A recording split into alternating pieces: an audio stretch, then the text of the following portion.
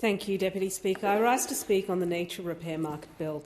In Australia, we pride ourselves on having a pristine natural environment, white sandy beaches as far as the eye can see, tropical and temperate rainforests teeming with life, and the quiet power of our central desert. Our spiritual connection and economic dependency on nature is indisputable. More than half of Australia's GDP is moderately to highly dependent on nature. Tourism, food production, noting that 70% of our food is reliant on pollinators, the bees, the insects, the bats, as well as pharmaceuticals. Many of the drugs I used to dispense actually originated in nature, particularly from fungi. However, when you pull back the veil, the reality is completely different. It is confronting. And this was highlighted in the Samuel Review, which was released in 2020 and then confirmed in the State of the Environment report, which was released in 2021. Those opposites actually suppressed this report. And what it stated was that Australia's environment is in a poor and deteriorating state. When read in parallel, the picture is grim. The environment is certainly deteriorating and it is not resilient enough to current or emerging threats. We are witnessing native species extinction, habitat loss, cultural heritage destruction, all of which are accelerating. Climate change presents the threat multiplier, adding to competing pressures like economic development and human activity, as well as invasive species ingress, feral cats, foxes, gamba-grass, to name a few. And Australia now has the ignominious title of being the mammal extinction capital of the world. Since colonisation, 100 endemic species, meaning they're only found here on this continent, have become extinct, and we have one of the highest rates of species decline among countries in the OECD. There are more than 1,900 threatened species listed under the EPBC Act, of which plants comprise more than half, with over 1,300 at risk of extinction. At least 19 ecosystems are showing signs of collapse or near collapse, including the Great Barrier Reef. If we keep going, koalas could become extinct in New South Wales before 2050. We need to pull the handbrake and course correct. We need to challenge our mental models. When we worship at the temple of GDP, nature comes off second best. This reflects a historic failure of economics to take into account the value of our natural world. This is baffling, considering that the natural world is the source of our food, water, air, and raw materials. It nourishes us both physically and spiritually. Our current and future economies depend on our environmental capital, and that is depleting rapidly. This was always known by our First Peoples. They now seek a greater role in environmental management, and why not? Declines in biodiversity are much slower on lands governed by First Peoples. Halting the degradation is important.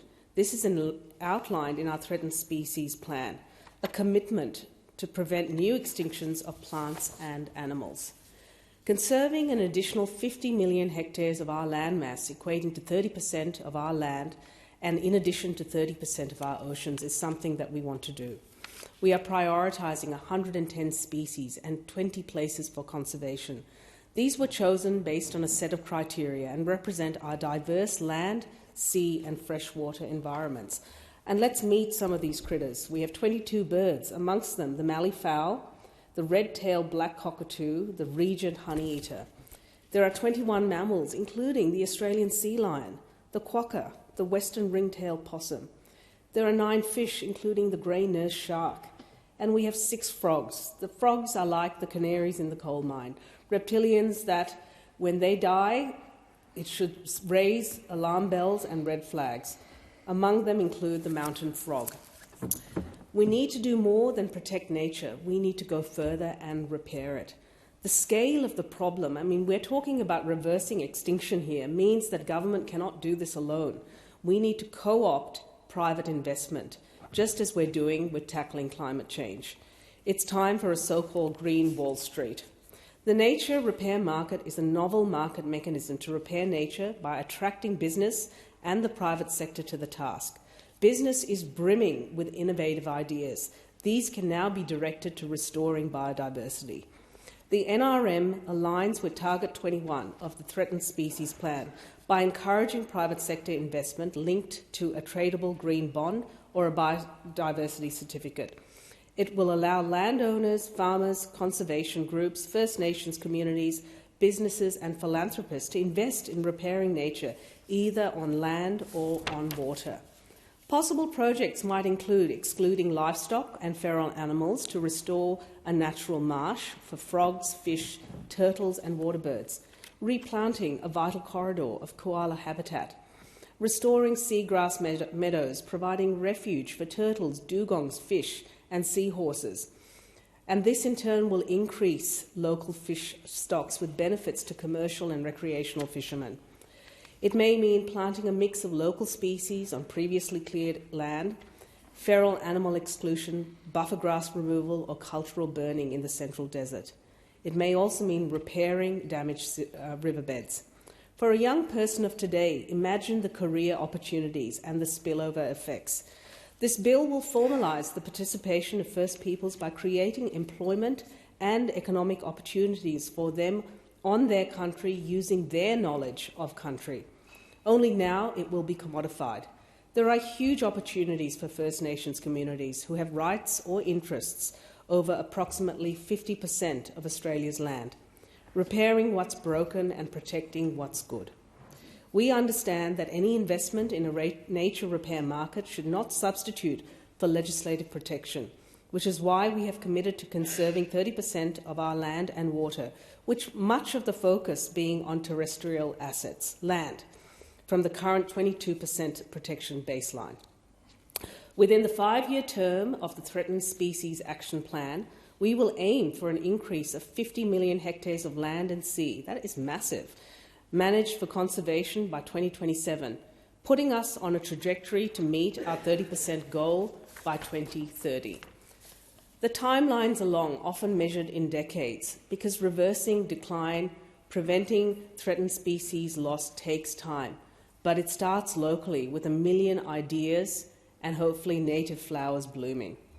And what does that economic field of flowers look like? According to PwC, it could be 137 billion unlocked by 2050. That is an untapped demand with the holy trinity of social, environmental and economic benefit. Major organisations, including the ACF, WWF, National Farmers Federation and BCA, the Business Council of Australia, have provided in-principle support. The bill will enable the Clean Energy Regulator, an independent statutory authority, to issue biodiversity certificates. Biodiversity certificates can then be traded between companies wanting to invest in nature and or enhance their environmental credentials. These certificates will be linked to a measurable outcome because we need to be certain that proven gains are actually achieved. We have to give the market confidence. We want to put aside greenwashing. To that end, the ACCC and ASIC will be involved so that buyers can then invest with confidence, avoiding accusations of greenwashing. Offsets in this scheme are seen as a last resort. Why? Because averting loss is not good enough. We want to remediate and restore. We will be separately developing a national environmental standard for offsets associated with a hierarchy of action, where we avoid, reduce, use an offset or pay, exchanging like for like.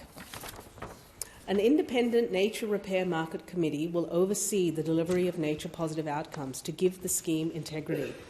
Comprising 5 to 6 experts in agriculture, science, environmental markets, land management, economics or Indigenous knowledge, it will consult with the public and provide advice to the Minister.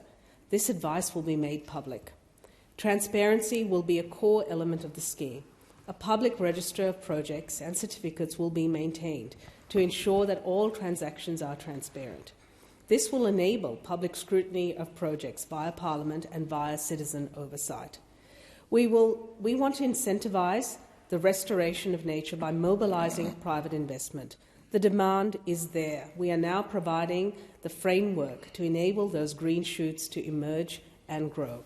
I commend this bill to the House. I thank the honourable